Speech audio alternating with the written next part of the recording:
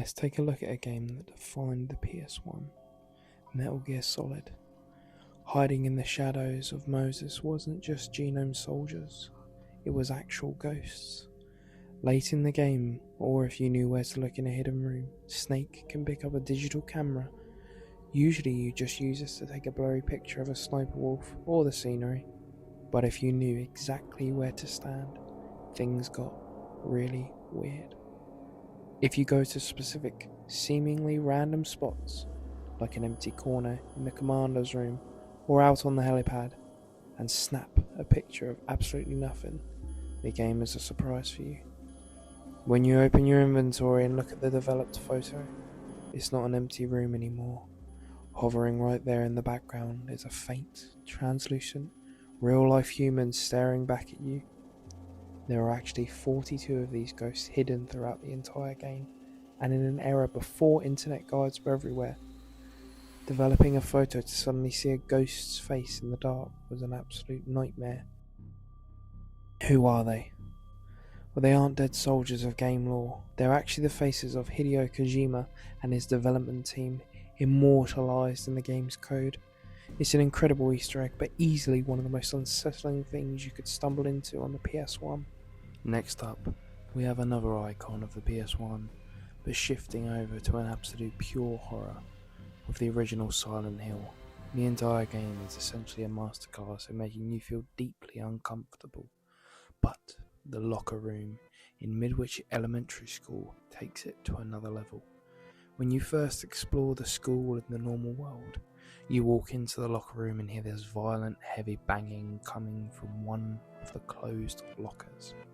You brace yourself, throw it open, and a cat jumps out. It's a classic cheap jump scare. You laugh your heart rate back down and keep playing. But later in the game, the environment shifts into a nightmare version of the school.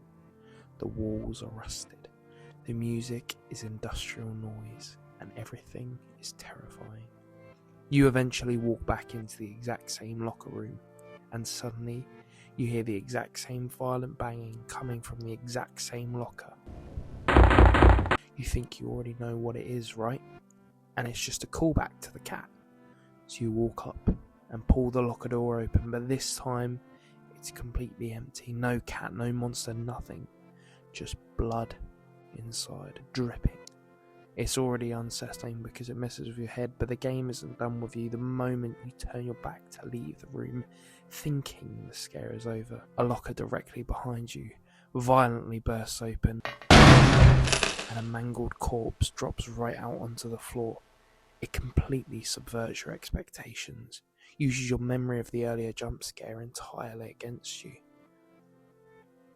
It's incredibly effective and easily one of the most traumatizing moments of the PlayStation 1 era.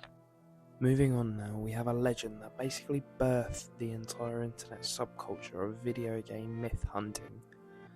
If you played Grand Theft Auto San Andreas back in the day, you probably spent way too much time wandering around the woods looking for Bigfoot. But while Bigfoot was entirely fake, the ghost cars of the Back-O Beyond were 100% real. Deep in the heavily forested area of Flint County, there is a specific horseshoe-shaped rock formation. If you wander around this area on foot, especially at night when it's dark and foggy, you will see a pair of headlights turn on at the top of the steep hill. A rusted, completely smashed up car will suddenly start rolling down the hill directly towards you. When you inevitably panic, pull out a gun and run up to the car. There is no one inside. What makes it even creepier is that these cars are completely unique models. The damage is baked into the game's code, even if you manage to hijack one and drive it into paint spray to fix it.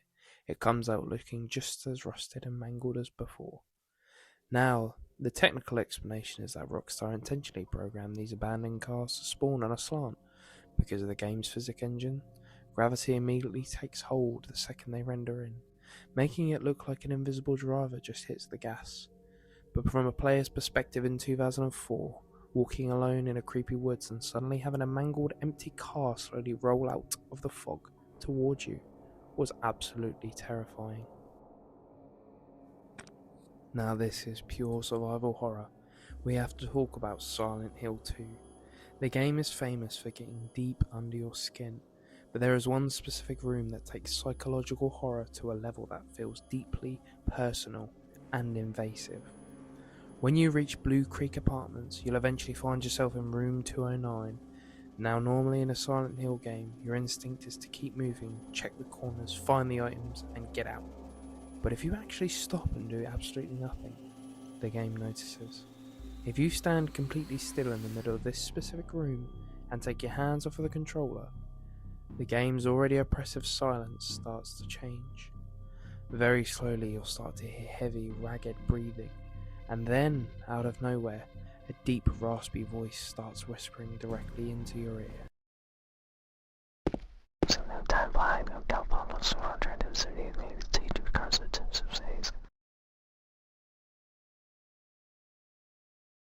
The audio is incredibly distorted, and players have debated for decades over what the voice is actually saying.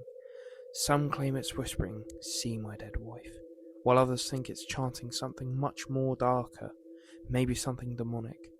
But the craziest part is the sound design. Because of how the audio is mixed, if you were playing this alone at night with headphones on, it literally sounded like something was standing right behind your shoulder in an actual room. It is a brilliant, terrifying little detail that proves sometimes the scariest things in video games aren't the things you can even see. In GTA 4, Liberty City is packed with details. Rockstar hid one secret that is genuinely surreal. It's a very famous Easter egg, but if you grab a helicopter and fly over to the Statue of Happiness, which is Liberty City's version of the Statue of Liberty, you can actually land on the pedestal right near her feet. If you walk up to a very specific, unassuming wall marked with a sign that says, "No hidden content here," you can walk straight through. It's a literal clipping wall. Once you're inside, you're in a concrete chamber high above the water, and hanging right in the middle, suspended by heavy metal chains, is a giant fleshy organic heart. It's life-sized, it's completely exposed, and worst of all, it's actively beating. There is zero lore explanation for why it's there, and stumbling onto it for the first time feels like finding something you were never supposed to see. In Halo 3, during the very first level of the game, Sierra 117, Bungie hid something totally bizarre, way off the beaten path. Instead of following the objective, if you completely ignore the mission and spend a ton of time scaling a series of steep, jagged cliff faces near the beginning of the level, you'll find a hidden ledge. And sitting on top of that ledge is a low-poly primitive family of the caveman or ape men. They aren't hostile, they don't attack you, and they don't even react to you shooting at them. They just stand there, completely motionless, staring blankly out into the digital horizon. It's an old-school Bungie developer Easter egg, but because of how creepy and out of place their low-resolution models look compared to the rest of the game, finding them feels like stumbling into a glitch in the simulation. Super Mario 64. Mario is usually a bright and colourful character, but the Big Boo's haunt level changes the vibe completely. Inside the haunted house, you can find a completely ordinary looking grand piano sitting quietly in an empty room. It looks totally harmless, maybe just a piece of background decoration, but the exact second Mario gets close enough, the piano violently springs to life. The lid slams open to reveal rows of massive razor-sharp fangs, and the thing literally chases you around the room while loudly chomping its jaws. It is an incredibly aggressive jump scare that caught basically everyone off guard in 1996. Next up is The Legend of Zelda: Ocarina of Time, one of the most visually distressing games on the Nintendo 64. Nintendo usually keeps things pretty family friendly, but they hid something dark in the back alley of Hyrule Castletown. Right after you collect 3 spiritual stones and return to the castle, things have gone wrong. If you wander down into the alleyways, which most players just run right past, you'll find a single Hylian guard slumped up against a brick wall. If you talk to him, he gives you a final report on Ganondorf's brutal attack on the castle. Once he finishes his dialogue, he takes one heavy, final breath, slumps over, and dies, right in front of you. He just stays there, lifeless.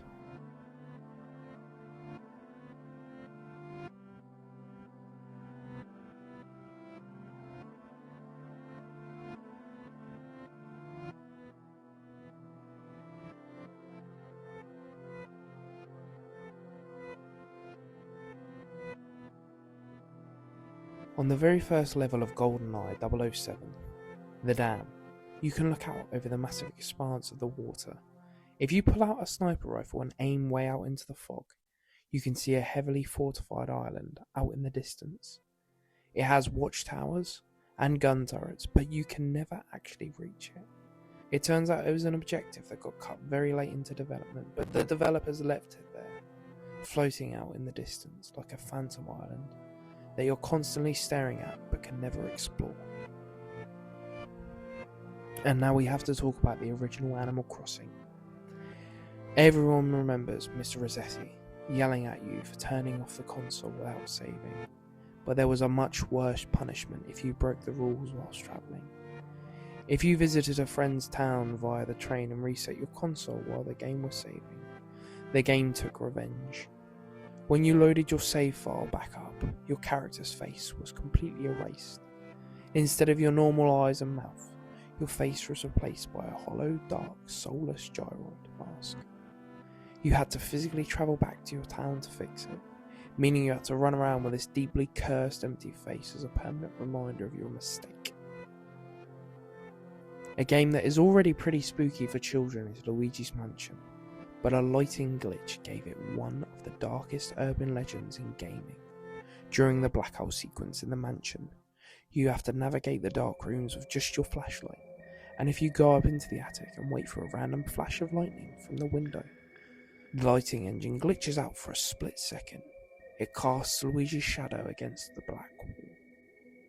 But because of the camera angle, it looks exactly like Luigi is suspended in hair, hanging by his neck from the rafters. It is a completely unintentional visual, but it is deeply horrifying. Super Smash Bros. Melee features one of the most unsettling details.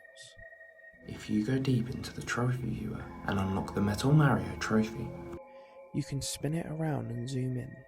If you zoom in extremely close on this shiny metal mask, you can see a reflection, but it isn't a reflection of the Smash Bros. Arena or even the trophy room.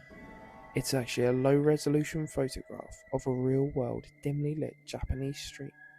It's incredibly eerie, zooming into a colourful Nintendo character and seeing this grainy dark slice of the real world staring back at you from his visor.